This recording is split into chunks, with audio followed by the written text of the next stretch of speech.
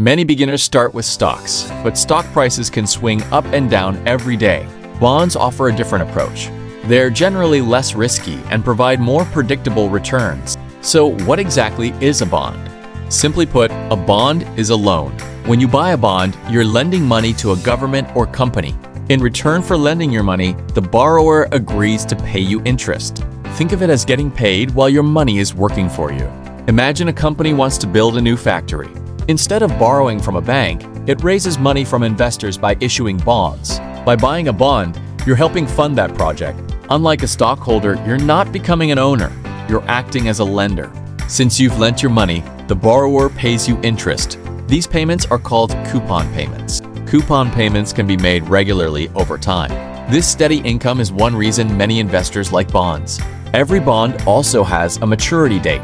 That's the date when the borrower returns your original investment. Let's look at an example. If you buy a $1,000 bond that pays 5% interest, you'll earn about $50 each year.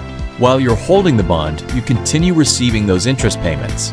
This makes the returns more predictable than many other investments.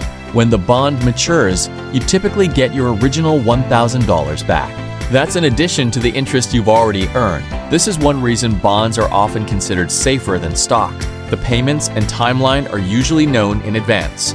Stocks can offer bigger gains, but they can also experience larger losses. Bonds tend to be steadier, although their returns are usually lower. There are different types of bonds. Government bonds are issued by governments to fund public projects and services. Corporate bonds are issued by companies looking to raise money. Because businesses face more uncertainty, they often pay higher interest rates. In investing, higher rewards usually come with higher risks. That's why safer bonds generally offer lower returns than riskier ones. However, bonds are not risk-free. One risk is default risk, which happens when a borrower cannot make the promised payments. Another risk is interest rate risk. When interest rates rise, existing bond prices often fall because newer bonds may offer better returns. That's why many investors combine stocks and bonds in one portfolio. Stocks provide growth while bonds provide stability.